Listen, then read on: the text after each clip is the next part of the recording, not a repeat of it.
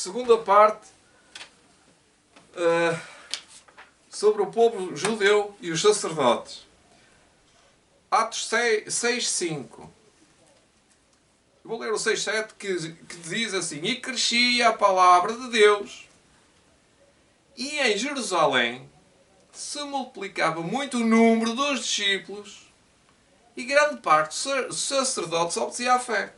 Portanto, a igreja verdadeira passou a ser a igreja dos cristãos. Agora, já vemos que o número era maior, mais alargado, do que os primeiros 12 discípulos. Era tão grande que até a maioria dos sacerdotes já obedecia à fé. Depois, em Atos, já no fim, Atos capítulo 17, diz assim, no versículo 4. Eu tenho que ler o 1 para compreender o contexto. E passando por Anfípolis e a Polónia, chegaram a Tessalónica, onde havia uma sinagoga de judeus. Portanto, ele foi à igreja verdadeira, à igreja daquele tempo, dos judeus, que era a igreja dos judeus. E Paulo, como tinha por costume, foi ter com eles e por 3 sábados disputou com eles sobre as Escrituras. Portanto, com os judeus. Expondo e demonstrando que convinha que o Cristo padecesse e ressuscitasse dos mortos.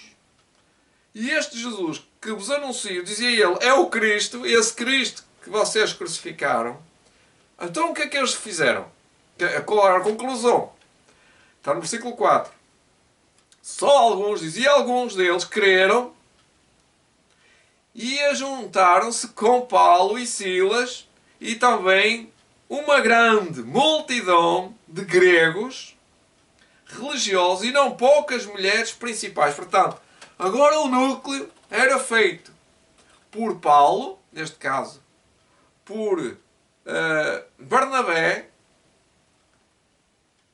por Silas, também por uma grande multidão de gregos religiosos, ou seja, outras pessoas religiosas.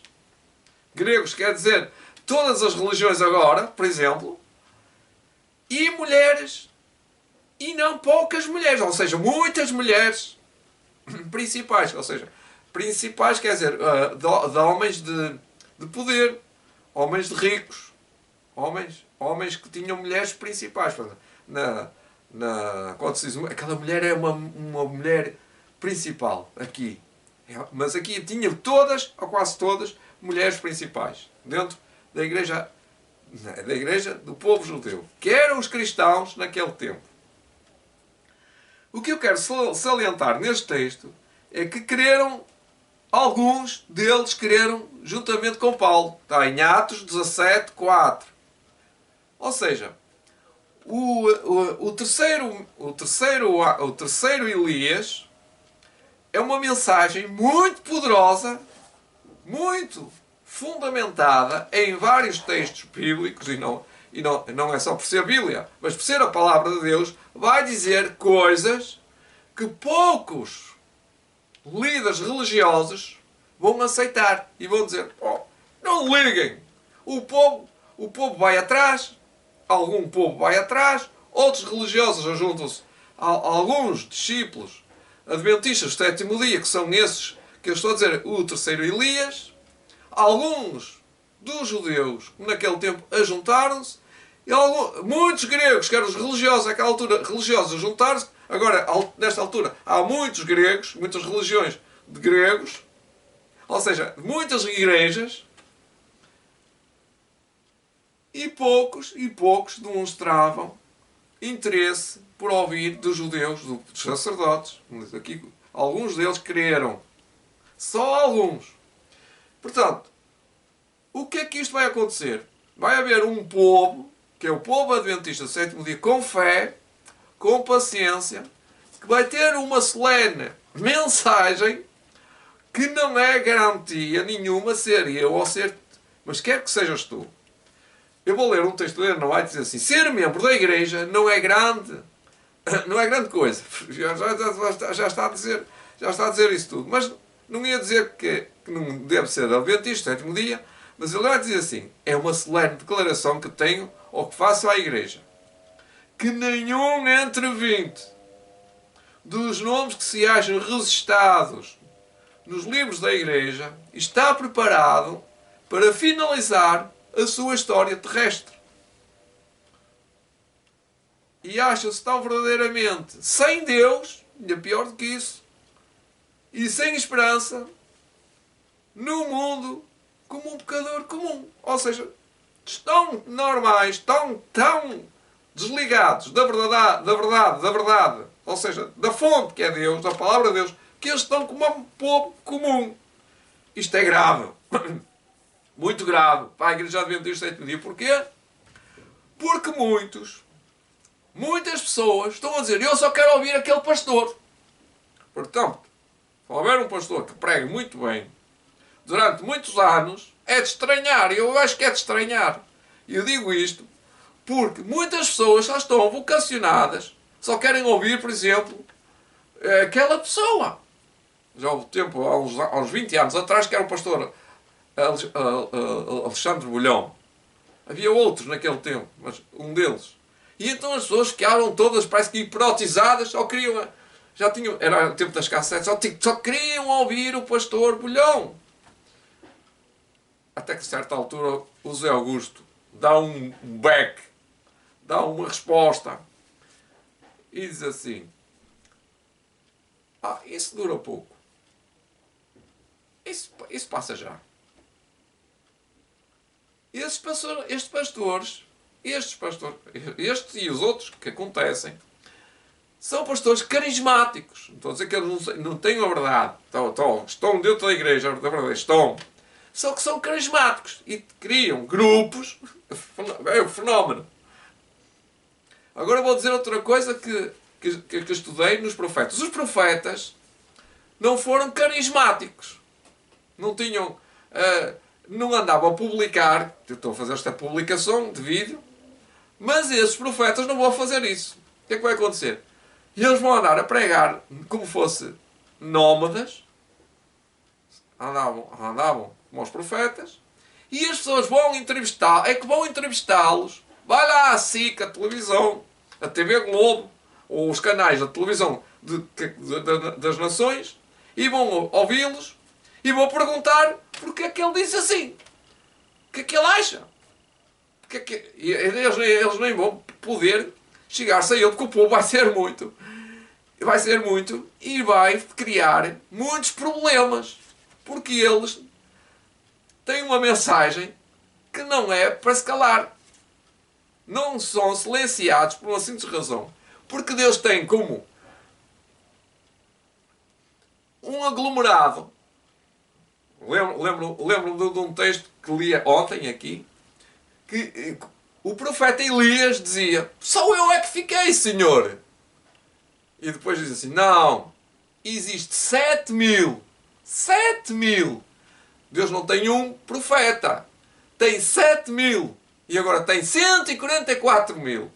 Deus pode, naquele momento, mandar um, e vai outro, e vai outro, e vai outro, até gastar, até esgotar o tempo da graça. E eles vão andar e vão ser como fossem o profeta, é no espírito e profeta do Elias. E as pessoas vão dizer assim: outro, olha o outro, olha o outro igual.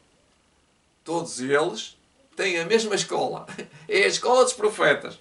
Não é uma escola que está ali, ou acolá, ou aqui, ou aí.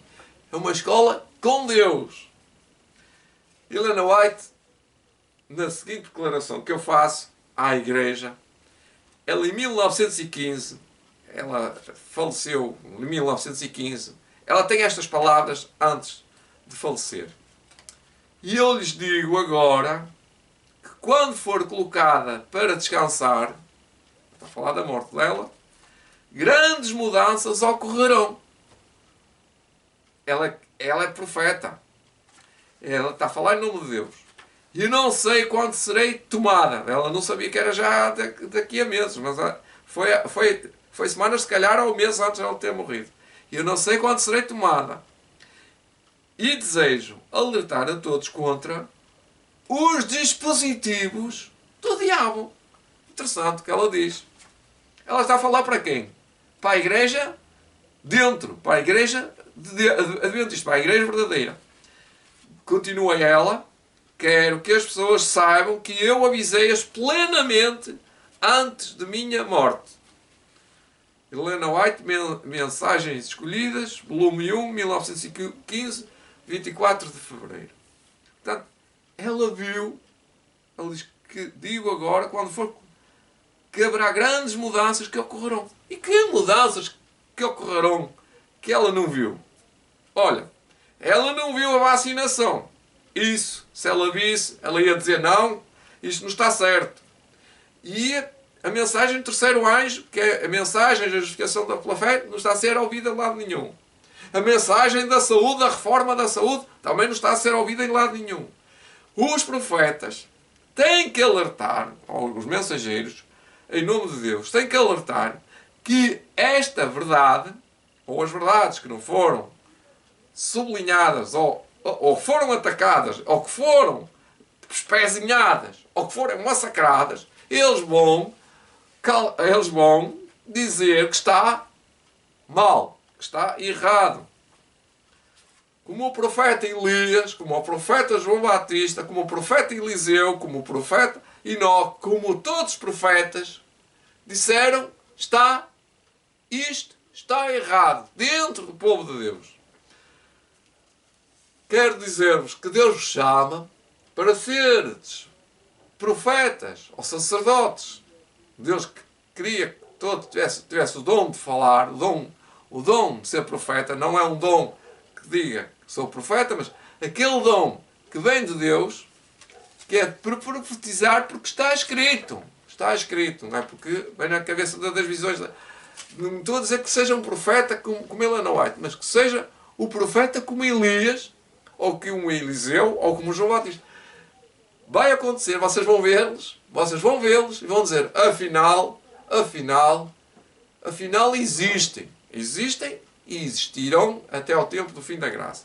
Portanto, não esperem que sejam eles, façam a sua parte, façam os seus deveres, estudem, como eu costumo dizer, que estudem aquilo que eu disse, ou estudem por vocês mesmos e não vão por aquilo que os outros estão a dizer-vos. Está a encerrar o meu tempo de antena, como costuma dizer. Muito já falei e muito está dito. Portanto, desejo-vos a todos felicidades e bom caminho até o tempo do fim da graça. A partir daí já não conta, porque aí nós já estamos salvos. Portanto, Deus os abençoe e não se preocupem, confiem em Deus plenamente, em nome de Jesus Cristo, nosso Salvador. Amém?